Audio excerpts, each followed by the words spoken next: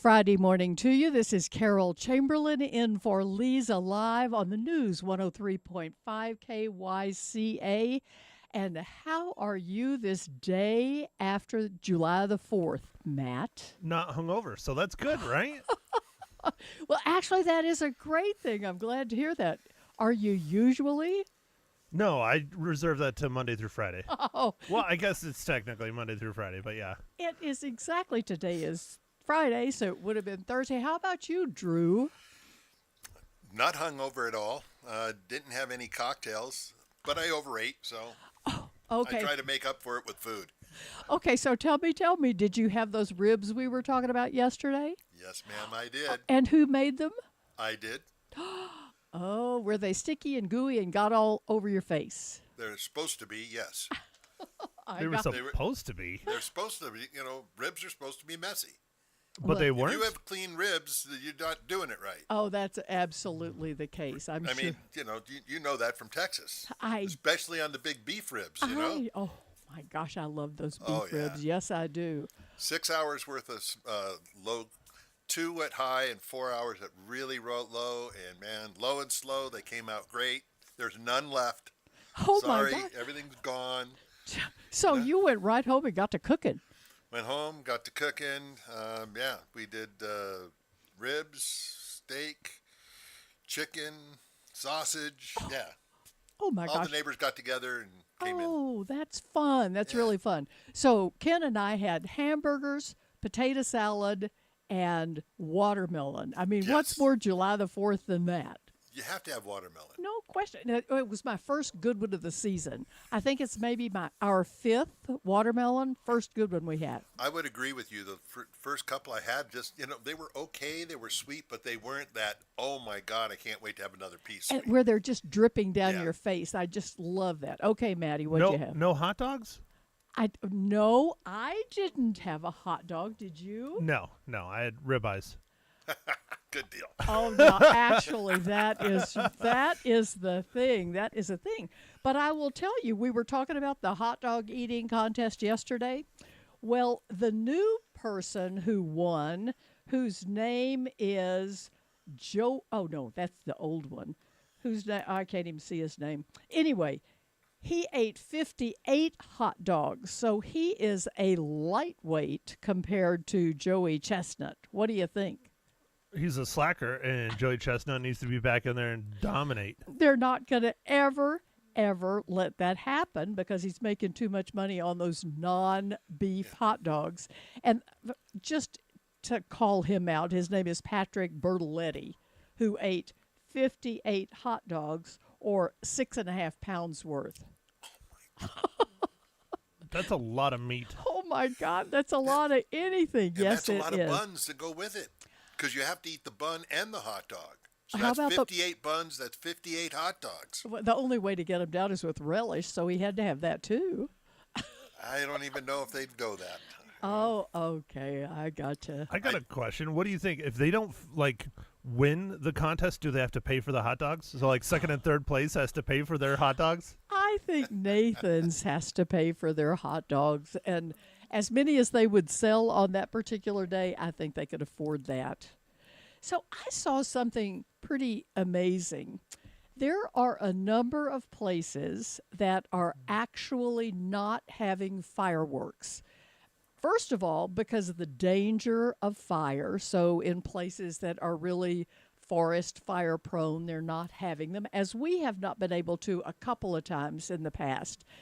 They are having drones replace the 4th of July fireworks. Yeah, that's fun.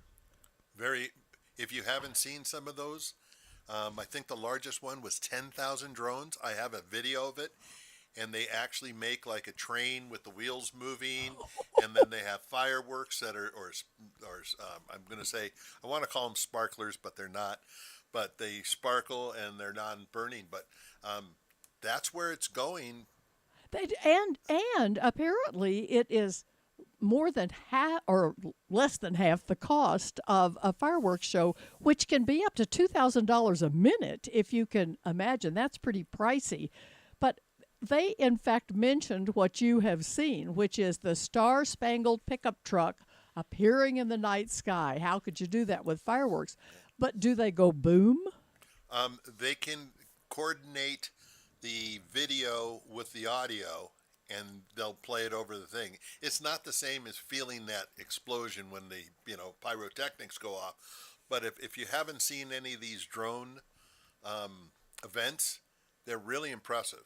I have. I mean, they really are. Give credit where credit is due, because I'm not a drone guy. But the thing is that you don't get the smoke, you don't have the issue of the fire, and when you take away the fire insurance that you have to pay for that allows them to have more drones and more events and make it longer. So, You know who else is probably benefiting from that? Is all those dogs that are hiding in the closet. Oh, absolutely. We actually had a standard poodles are our dogs, and every time on the 4th of July, she would just skulk into the closet and hide as far back in the corner as she could because she did not like the sound of those fireworks. Speaking of what we ate last night, we had the strangest thing happen. Sitting down to dinner, Max, our standard poodle, went up to a Dracaena and started chowing down on one of the fronds of our Dracaena. It's never happened before. I've never seen this. So we said, Max, stop. He stopped. And then he went in the other room and stripped a number of our pothos branches off of a low pot. Are you speaking another language? What are these things? Oh, they're plants. Oh, okay. All right. Just trying to yes. figure out what's going on. You're not into horticulture. You're in a whole nother level than I am in the language world Okay, here. so my dog is eating our house plants. There you go. And so I opened the door and said, outside. And he goes outside and chows down on the grass like he's a cow. Now, one would think that he had an upset stomach, but I didn't see any evidence of that. It's like he just needed a salad. Not enough greens in his diet, I guess. I guess not. Actually, he's a raw food eater. You know, that OC raw stuff. That's so expensive. Has a lot of vegetables in it. He just switched to fish and produce, so maybe he needed a little extra produce. This time of year, the dogs always have issues. And, when they get stressed like that, they just freak out. And that's probably what he did, He did. So I'm going to be going home trimming my plants up today to get rid of those sticks that have no leaves on them anymore. I'm going to stick with food just a minute, and I'm not exactly sure why. I know why. You're hungry. It's Friday. No, it's because we're missing Free Food Friday from Barry. Hello, Barry. I am so sorry I missed it because I heard that we really missed something good, but I'm not going to tell what it is in case he brings it in next week. That would be amazing. Yeah, we don't want to jinx that. I'm sure. Don't want to jinx it. So, hello, Barry. Anyway, tomorrow is National Fried Chicken Day. I learned something about this because you all know I'm from Texas, and when I think of chicken, I think of Southern fried chicken. Do you know where it was originated? In Scotland. The Scottish invented fried chicken. Now, the Deep South perfected it, but just because that bucket says Kentucky, it doesn't mean that that's the only kind that exists. Every culture in the world has a version of fried chicken going back centuries. Now, the next piece I can really understand, sort of. On the average, every American eats about 97.5 pounds of fried chicken a year. Now, I can't imagine that. Now, I can imagine eating 97 pounds of chicken, but not fried chicken. Can you? That's a lot of cholesterol. It is really, Easily. It is really a lot of cholesterol, and it's a perfect lead-in for our guest this morning, who is going to talk to us all about heart issues. So, actually, I think if it's okay, I'm going to stop for no. First of all, I'm going to ask what the weather is going to be like because... No, you don't want to ask what the weather's going to be like. I know. It's going to be horrible. I have to ask. I just heard when I walked in Drew told me that yesterday we officially hit 100 degrees. It was 100 degrees out at the airport. I know. That's where they take our temperature for Prescott. So we haven't had 100-degree days. Well, I have not seen one since I've been up here, and that's over 6 years. And We've made 99, we've made 98, but we were at 100. And other people, I mean, I heard people out in Mayer were at 102, 103. I saw that on Facebook. A friend of ours posted his a picture saying 103 on his thermometer. Unbelievable. And I can tell you, because I live out by the airport, I experienced that. So what's today going to be like? Because I'm going to an outdoor party this afternoon.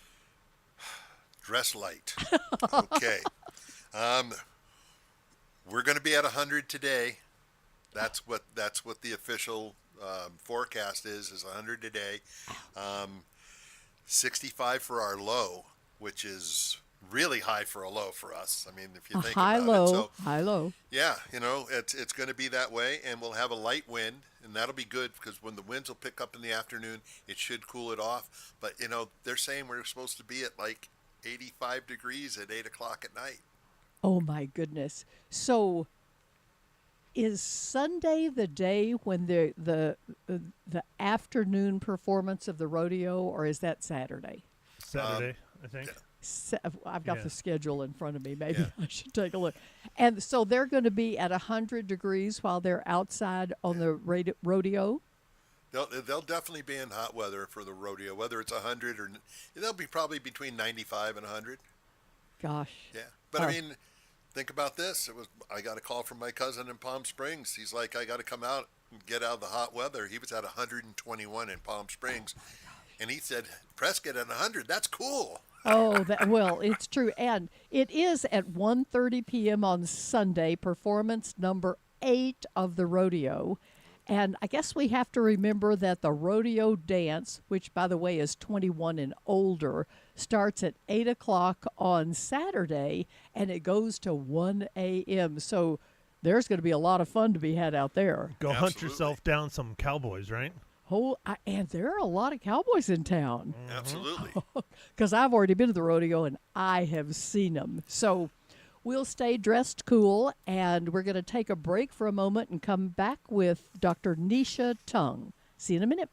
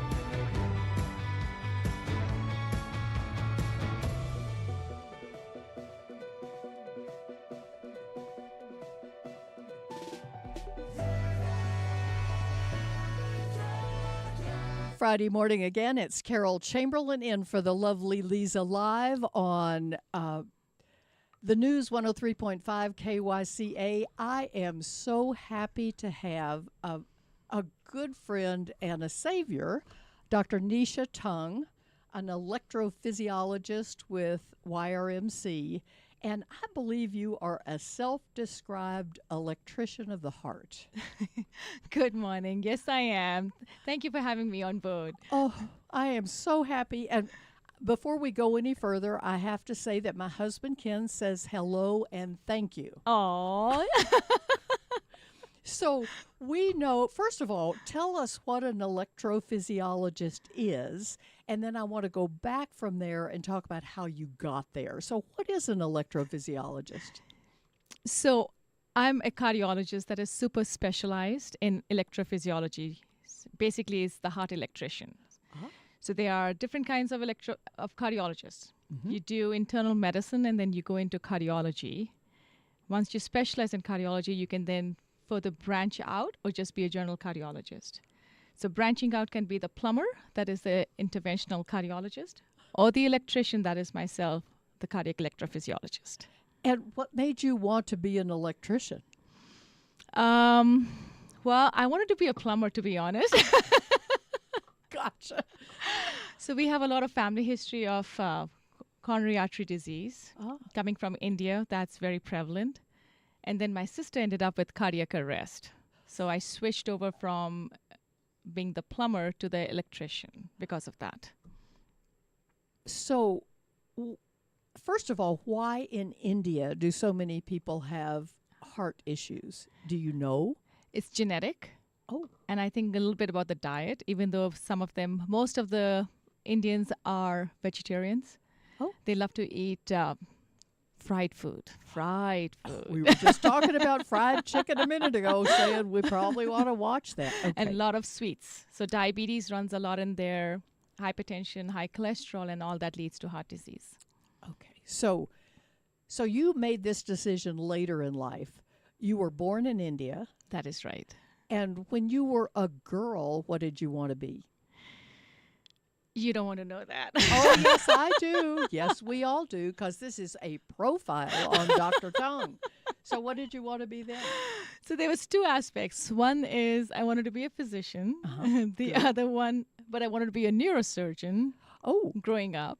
I think it was just glamorous, neurosurgery. sounds good, doesn't it? The other thing was I love to take care of people Uh-huh. and I love to serve and help. So they used to all make fun of me because my older sister is the physician, also the one who's sick. And they would say, oh, she's going to be a doctor, a good doctor. And the younger one is just going to be serving in some restaurant as a server. Well, congratulations. You made a better choice because you went to medical school and did your internship in India. Is that right? That's right. What brought you to the United States? Again, the same sister of mine. So my sister was 2 years older than me. So she had already come to the U.S. and it's just the two of us and my parents, of course, at that time. Uh-huh. So she wanted to have me with her, and she's always been like a role model for me. So whatever she did, I followed along in suit. Oh. Yes. So she came, and she was what kind of physician? She's a nephrologist, a kidney specialist. A kidney specialist. And what does she do now?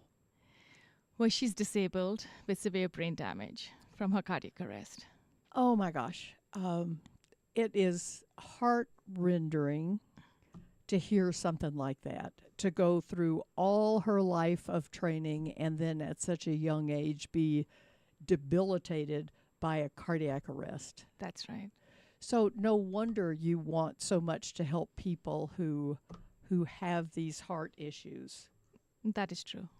Okay, so I'm going to back up a minute and say we know that you went to medical school and did your residency or your internship in India. North Dakota? How? Why? Again, goes back to my sister. So my sister was finishing up her third-year residency in internal medicine in Fargo, North Dakota. And by the time I came to the U.S., I had missed my interviews for residency. Oh.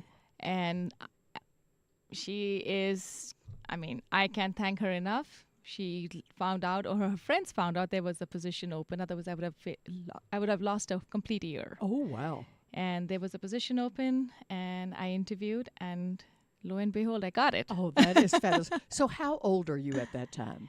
I was 26. 26. So after North Dakota, where did you travel? From there, I went to Indianapolis. Uh-huh. I was in North Dakota for 1 year, My sister went for her fellowship in nephrology to Indianapolis. And again, I followed her along. Wow. And I did my second and third year of internal medicine in Indianapolis, Uh-huh. Indiana University. And then I went to Mayo Clinic for my cardiology fellowship. Mayo in Arizona, Phoenix? yes, Okay. in Phoenix. Okay. So, and then after that, you decided you want to further specialize. Yes. And that's when you went to. I went to UCLA to do my EP fellowship, EP, electrophysiology. So you have been around the world preparing yourself to come to Prescott, Arizona. Imagine that. I know.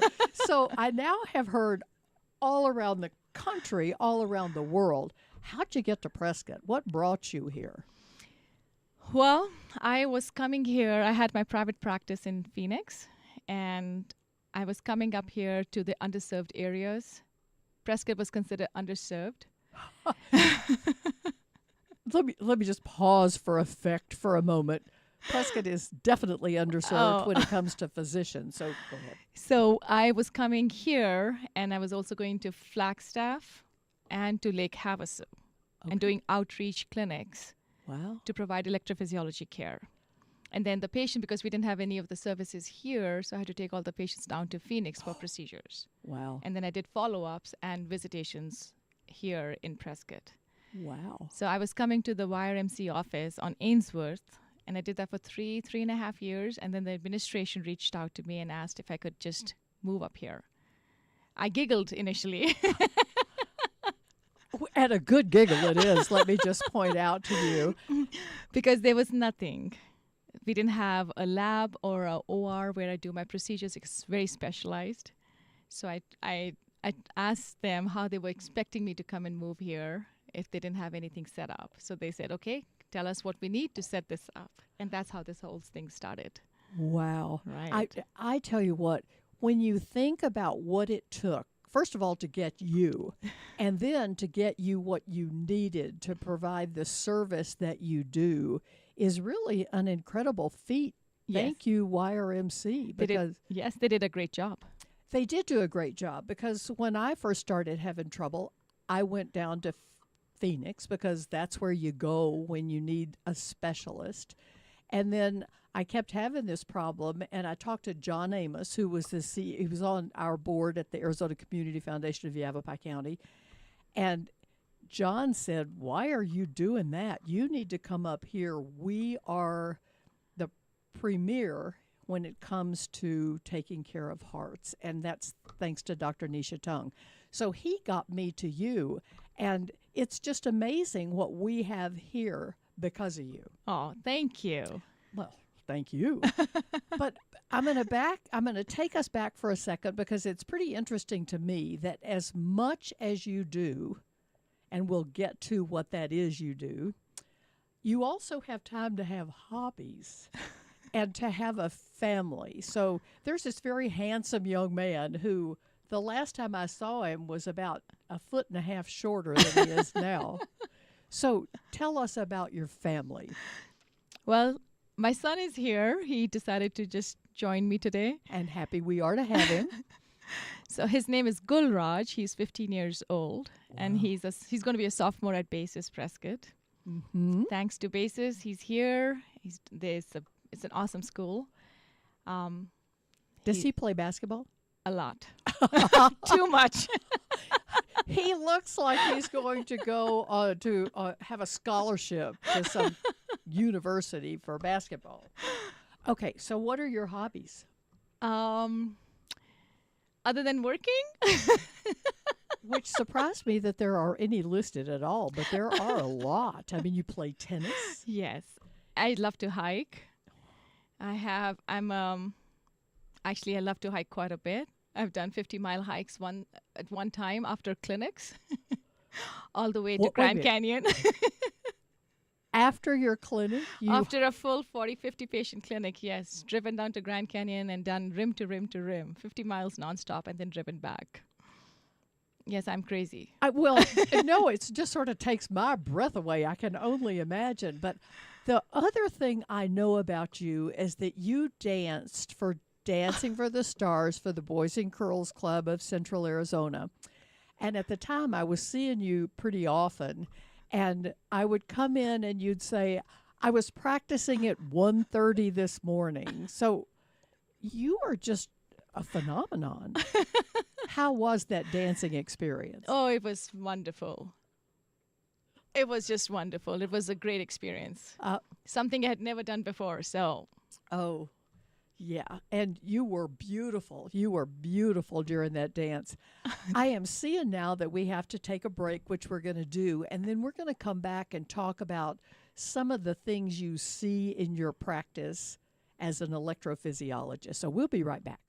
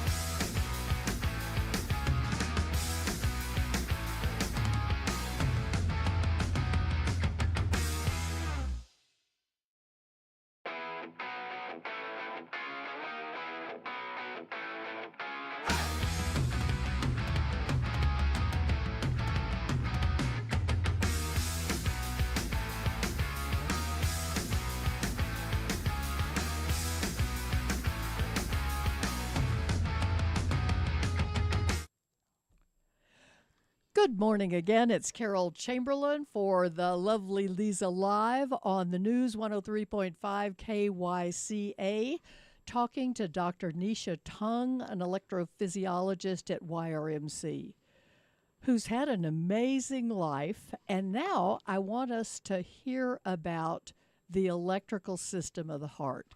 Can you sort of walk us through what happens to make our heart beat? definitely. All right. Here's the tutorial now. No pictures. We are live streaming, but no pictures. So there are 4 chambers to the heart. The 2 top chambers called atria, and the bottom chambers are called ventricles. So there is a squeezing action, that is the ejection fraction. There is the flow, that is the blood vessels, and then there's the electrical part. So we're going to just talk about the electrical part, and all of that plays together when it works. So that's the plumbing and the electricity. Yes. So the electrical part starts for all of us. We're all born with a pacemaker in the heart, in the right upper chamber. From here, the electrical wiring starts, goes to both the upper chambers, then goes through what I call as the AV node, or the gatekeeper. So the gatekeeper is the one that communicates between the top chambers and the bottom chambers. Whatever goes from the top to the bottom goes through that gatekeeper. So every heartbeat goes from the top to the bottom chambers at the same time. And when the bottom chamber beats, that's where your pulse is felt. So most patients think, oh, my top is beating and that's my pulse. No, it's the lower, or the ventricles, when they contract, that causes the pulse. We all have normal rhythm, hopefully. But when you don't have normal rhythm, that's when you end up seeing me as the electrician. So the top chamber sometimes can go really fast, and there are different arrhythmias. Arrhythmias, people perceive them as palpitations or irregular heartbeat or fast heart racing. You can have multiple different kinds. If the top is going fine, but the bottom starts beating fast, it's a dangerous rhythm. That's called ventricular. And that is when people can have sudden cardiac death. And that's where you end up with a defibrillator or you pass away. Okay, so if you have atrial fibrillation, it's just sort of the atria are just sort of fluttering around. Mm-hmm. And the ventricle is still doing its job, but not being talked to by the electrical system that originates in the atria. Is that right? It is being run by an irregular rhythm. So the normal rhythm is from the SA node of the pacemaker, whereas when somebody's in atrial fibrillation, instead of your normal heart being going at 60 to 100 beats a minute, you could be going at, the top can be going to 400 to 600 beats a minute. But then that gatekeeper, the AV node, is the one that communicates between the top and the bottom, and it's the one that says, hey, back off. I'm not going to let all of you come down to the bottom chamber because that would be sudden death if the bottom chamber goes at 400, 600 beats a minute. Gotcha. Okay. So how does that feel when somebody first experiences atrial fibrillation? Does everybody feel it? And what is that feeling? So you can have different symptoms with AFib, or some are totally asymptomatic, meaning have no symptoms at all. Mostly when patients do perceive atrial fibrillation, they'll feel their heart racing or pounding, being very irregular and erratic. Some can just feel very short of breath. Some patients can have significant fatigue because their heart is beating so fast that they cannot keep up with the level of activity. And sometimes patients may just feel that they go into congestive heart failure or having anginal symptoms where they start having chest pain because their heart is racing. There are a lot of things that can happen as a result of that. So when I was an emergency room nurse 100 years ago in Chicago, it was a large hospital. We used to get a lot of abdominal aortic aneurysms come in so we could prep them for the OR quickly. We maybe saw 2 cases of AFib a month, maybe at top. Today, everybody's neighbor, or everybody has 3 or 4 neighbors in their neighborhood with AFib. What happened? So I think most important is people being more educated about this and more well-informed. Google.com, great. Dr. Google. We all do. Dr. Google. The incidence and the prevalence of AFib is increasing as time goes by. It is predicted in 2030 about 12 million U.S. citizens will have AFib. 12 million. Well, It's- I would have thought it was already at 12 million Right. just because it sounds so prevalent. So 1 out of 4 adults have AFib now. Wow. Imagine. Yes, it is job security for me. It is certainly job security. So do you think it's because of our aging population? Yes, that- people are living longer. So the longer you live, every decade, above 65, your AFib incidence rate goes up 2-fold. Oh, Mm-hmm. okay. So Sleep apnea, sleep apnea Very- is a big cause of it. a big cause which people don't understand. So bad dietary habits leads to obesity, hypertension, diabetes, gets sleep apnea worse. All that then causes AFib. AFib and sleep apnea go hand in hand. Alcoholism, a very big cause. Stress, life stress. Okay. I think that this is it's just amazing news to me that all these things can cause AFib, many of which I had.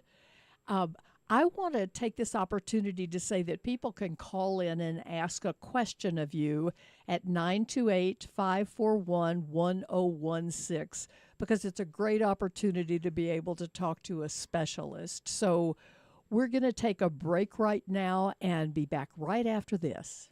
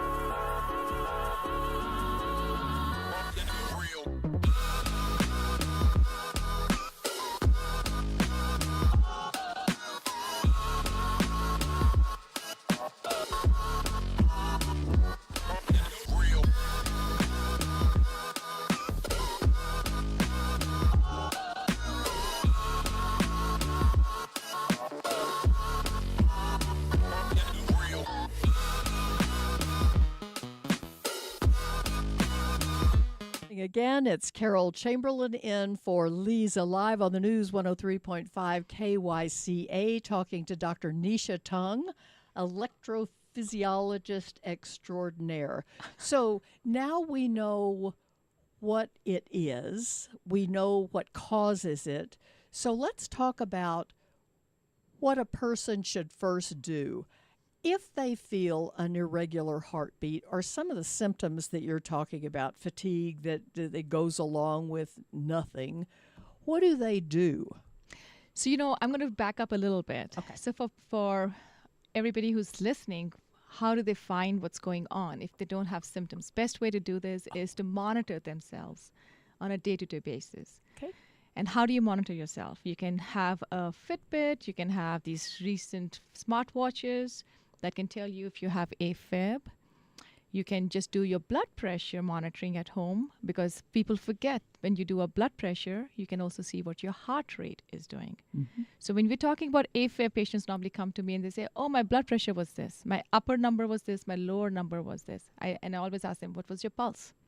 Pulse or your heart rate? Mm-hmm. If your pulse is nice and normal in the 60s and 70s, nice and beating regular, like tuk, tuk, tuk, that's normal. But if it starts going tuk, tuk, tuk, tuk, tuk, tuk, tuk, tuk, tuk, tuk, tuk, tuk, tuk, tuk, tuk, that is AFib. I'm familiar with that one. Yes, so that's how you know. So normally when you are in AFib, your heart rate will go up. So if your resting heart rate is, say, 70, and it suddenly sits in 90s, 100, 120 at rest when you're doing nothing, there and right there, you know that's something going on with your pulse rate, and you need to go in and get it checked out with your primary care. So, first of all, some people have runs of this and then it goes away and they just think, oh, there's nothing to it. Is there nothing to it? Or if you experience that, do you see about it right away? So yes, that's a very, very good question. AFib, unfortunately, over time gets more and more frequent and lasts longer. So there's three different things we talk about when we are in AFib. We call it paroxysmal, which means it comes and goes, lasts for a little bit. Initially, when it starts, people don't even remember that because this one episode happened way back 6 months, a year ago, and you say, oh, I've probably had anxiety. Then it goes forward and it happens more frequently. It starts lasting longer. Longer meaning from 2 hours to 6 hours. And then the frequency starts becoming more and more and more. You don't want to miss out on that period because that's your golden opportunity to get it fixed. As you wait longer and longer, it will just stay on all the time. So that becomes permanent or persistent. There is treatment. Go ahead. You had a question? No, that's it. Right. So if in fact you have this, how do you do it? Fix it. So you go in and you see your primary care who'll refer you to a cardiologist and hopefully send you to the electrophysiologist. There are some drugs that you can be prescribed. Drugs don't have a 100% success rate. There is no 100% success rate for AFib, unfortunately, but there is cure for AFib. The initial drugs that patients will get prescribed will be something to slow your heart rate down, like a beta blocker, calcium channel blocker. All right, that is just to slow your heart rate because your top is going at 400 to 600. And if your bottom is going really fast, you want to slow it down. And these medicines work on the AV node or the gatekeeper. Then you see a specialist. You ask for a specialist if you don't get referred to one. And the specialist would be a cardiologist or directly to an electrophysiologist. So in our emergency room, what they do is they directly refer to me because they know there's going to be time wasted going in between. At the end, you're going to see me. And let me just say again how lucky we in Prescott are to have this available to us. Yeah, thank you. So what do I do? Or what does a cardiologist do? I do a little bit different because I can provide therapy for it, that is the ablation. But there are drugs. Sometimes we try and give you drugs to see if we can keep you in normal rhythm while we're waiting to do the ablation. So what percentage of people can be controlled with medication? So the medications, the drugs that we're talking about, those are not the beta blockers or calcium channel blockers. Those are called antiarrhythmics. So they are rhythm controlling medicine drugs that try and keep you in normal rhythm. They work about 30% of the time to keep your normal rhythm. Yes, so it's not a great cure. Now the history is in the past you had to fail 2 medications, antiarrhythmics, to be able to become a candidate for an ablation. Oh, really? That is, yeah. Wow. Then it became this because AFib ablation 20 years ago was not that great. And I have been practicing for almost 20 years. So that's my time of training. So you can do the math if somebody's smart enough to know how old I am. Got it. But as time went by, we started learning more about AFib, what the triggers for AFib are. And the triggers for AFib come from these 4 pulmonary veins. Those are the vessels that bring the blood from the lungs, clean them up into the heart on the left upper chamber. And those start firing rapidly. So we are going after those veins to get rid of your AFib.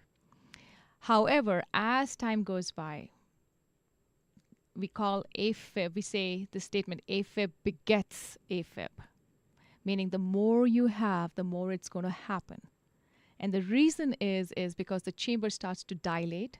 There's fibrosis, there's intracellular changes in the wall of the atrium, and that causes more AFib. So you don't want to wait that long. That's why you want to come in. So what is the last part? Last part is to do an ablation.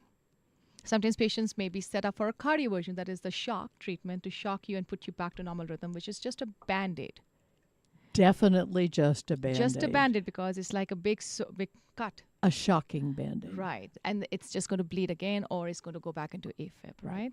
So that's why the last part is what I do is to do the ablation where I go in with special catheters into the heart from the groin and go and fix the AFib and take away the triggers that are causing AFib. Okay, so you take a catheter. This to me is just absolutely amazing to visualize. You take a catheter, go through a vessel in the groin. You have a camera so that you can see. And then what do you do? What do you see when that camera's in your heart? All right. So we put multiple catheters from the groin.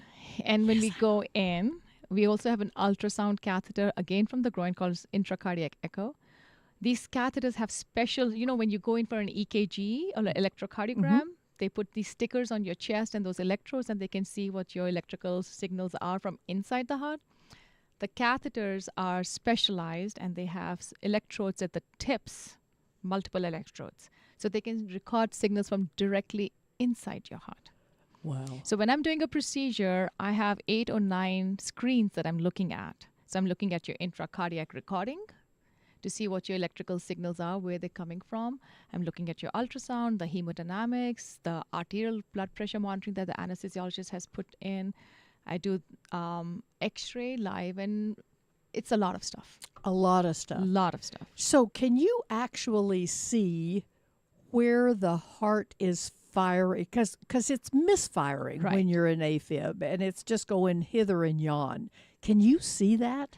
So it's not that I'm cutting the chest open to see it. Right. This is all going from the groin. So it's a minimally invasive procedure. The catheters that I'm placing are the ones that are telling where the signals are. Okay. So we'll talk when we get back from this short break, and we have to get to it, and we'll talk about what you're doing in there after you see what you see. We'll be right back.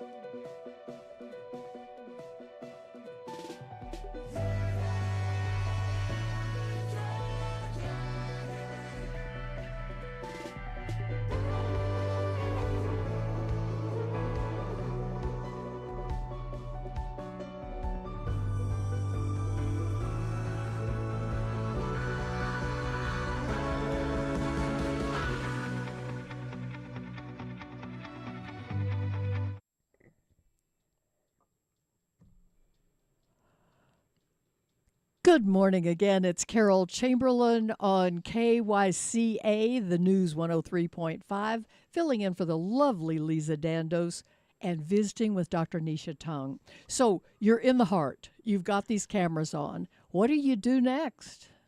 So there's several things I do. So I do a full electrical study of the heart that is called electrophysiology study. So I'm looking at all the electrical wiring, finding out where there's misfiring. So that's the first part, because you can find more than one thing going on that you may not know of.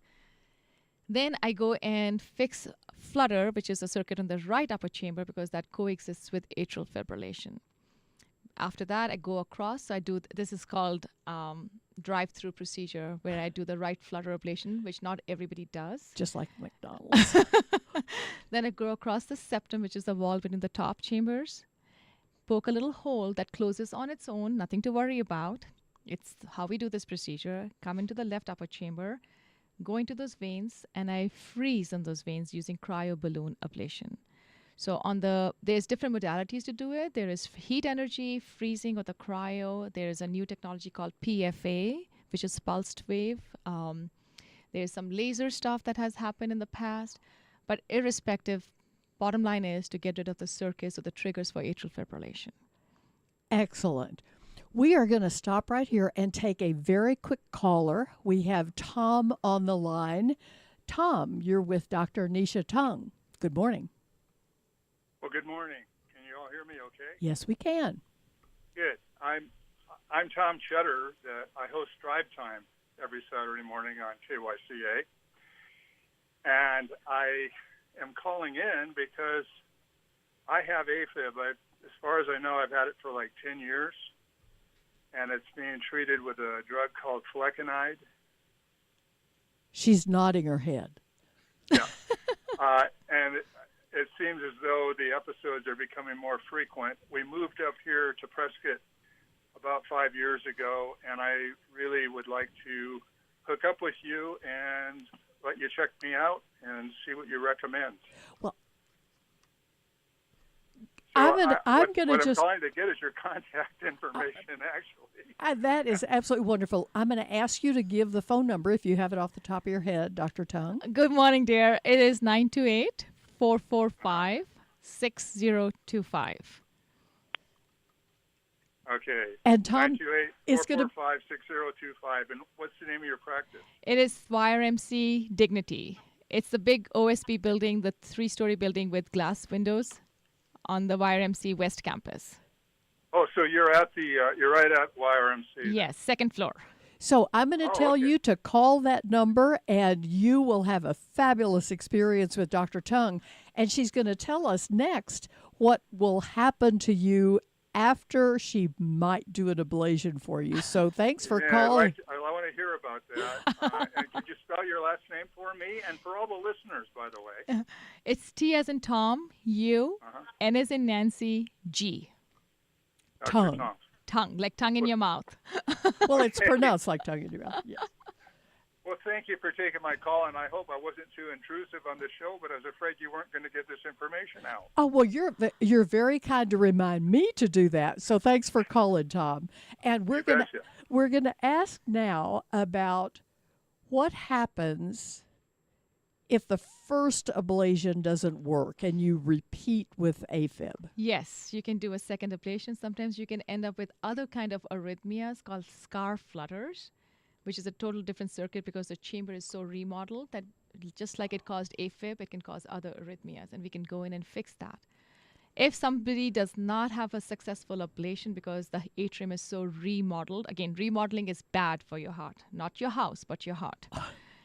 If it is so remodeled, then the last option is we can end up putting a pacemaker in, because if your heart is going too slow and too fast and we cannot really control your heart rate, we can put the pacemaker in for slow heart rates and give you more medication for fast heart rates.